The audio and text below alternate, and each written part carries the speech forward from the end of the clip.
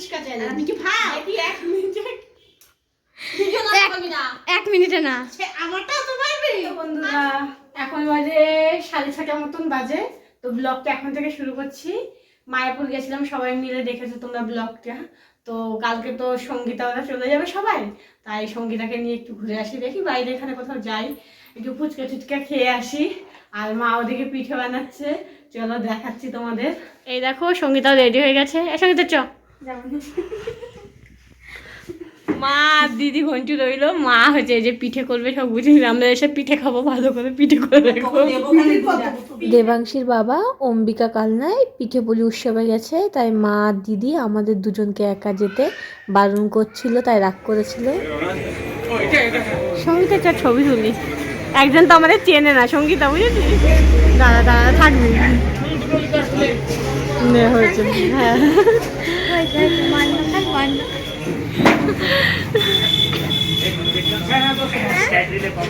প্রথমে এসে দেখো চিকেন স্যাটে আর কাবুলি রোল অর্ডার দিয়েছিলাম। অর্ডার আস্তে আস্তে আমরা একটু ছবি তুললাম। অবির আবার ওখানে যে দুটো বান্ধবীর সাথে দেখা হয়ে গেছিলো, তাই ওদের সাথে কথা বলছিল। আর আমি আর সঙ্গীত ওখানে বসেছিলাম। তো ওখানে বেশিক্ষণ আমরা টাইম কাটাইনি, কারণ চারিদিকে এত ছেলে ছিল, আমাদের একটু লজ্জায় লাগছিলো। আমি আর সঙ্গীতা আর অবির ওই দুটো বান্ধবী, এরা 4 জনাই মেয়ে মানুষ ছিল, আর কেউ ছিল না। তো দেখো অবি এখন বিল পেমেন্ট করছে। তো আমরা এখন চলে যাব। বাড়ি যাওয়ার সময় মা বলেছে মাখা সন্দেশ নিয়ে যেতে, পাটিসাপটা করবে, তো সন্দেশ নেব আর একটু ফুচকা কিনে নিয়ে যাব। কারণ ভাবছি মানে বাড়িতে মা দিদি আছে, ওরা তো কিছু খেলো না, ওদের জন্য ফুচকা নিয়ে যাব। তো এই দেখো ফুচকা নেওয়া হয়ে গেছে, এখন বাড়িতে চলে যাচ্ছি। দেখো আমরা ঘুরে চলে আসলাম, আর মালপোয়া ভাজা হয়ে গেছে। মালপোয়ার পরে কি করবে, পাটিসাপটা বলবো, আর কিছু না তো। ওই ঠিক আছে, আমি এগুলোই ভালো খাই। চলে এসেছি, সঙ্গে এনেছি ফুচকা। আমি সঙ্গীতা ফুচকা চ্যালেঞ্জ করবো, কে কতগুলো ফুচকা খেতে পারে, দেখা যাক কে যেতে, মাসি না বঞ্জি। আজকে মাসি বঞ্জির ফুচকা চ্যালেঞ্জ ভিডিও। 50 টাকার ফুচকা কিনে এনেছি, এনে এই যে আলু ভরে রাখছি, তাহলে আমাদের খেতে সুবিধা হবে। আমি আর সঙ্গীতা মিলে চ্যালেঞ্জটা করবো। অ্যাকচুয়ালি আমরা তো চিকেন স্যাটে খেলাম, কাবুলি রোল খেলাম, তারপর বাড়িতে মালপোয়া হয়েছে, পাটিসাপটা হয়েছে, আর অনেক কিছু রান্নাবান্না হয়েছে। তো তার জন্য আমরা বেশি নিইনি, এখানে 7টা করে ফুচকা আছে। দেখা যাক কে আগে খায়, তোমরা দেখতে থাকো ভিডিওটা, আশা করি তোমাদের ভালো লাগবে। এই যে এখানে 7টা ফুচকা আছে, আর এখানে 7টা, গুনে নি তাও, 1 2 3 4 5 6 7, 1 2 3 4 5 6 7। তো দেখি কে আগে খেতে পারে। না 3 গুনে স্টার্ট করবা সঙ্গীতা। হ্যাঁ 1, আমার ফুচকাগুলো বেশি বড়, আমি খেতে পারবো না, 1 2 3।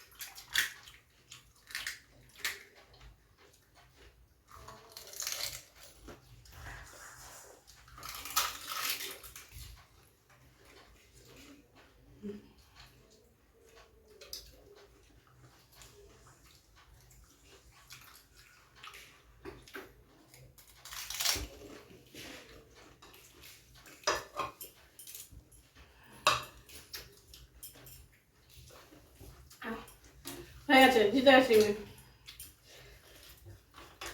ভালো হয়েছে।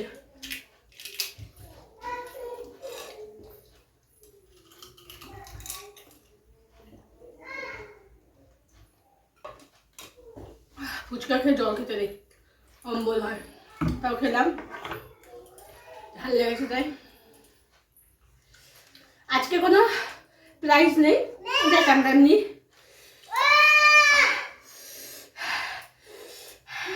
এমনি চ্যালেঞ্জ করলাম জাস্ট একটু ভিডিও বানানোর জন্য।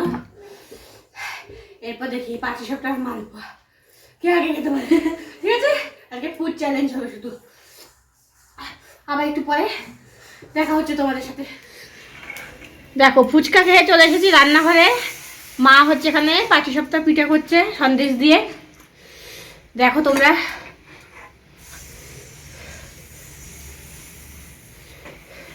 গ্যাস নিচে নামিয়ে নিয়েছে কারণ উপরে করা রিস্ক হয়ে যাবে, কারণ আমি নতুন একটা ওয়ালপেপার লাগিয়েছি। তো ওয়ালপেপার না, স্টিকার, কিচেন স্টিকার যাই হোক, ওখানে বেশি আগুনে তাপ লাগলে মানে ধরে ঝাল। দেখো মিশো থেকে আমি একটা কিচেন ওয়ালপেপার তোমার অর্ডার দিয়েছিলাম, 120 টাকা দাম নিয়েছিল। দেখতে খুব সুন্দর, কিন্তু এটা বেশি গরম জিনিস রাখলে না হয়তো নষ্ট হয়ে যেতে পারে।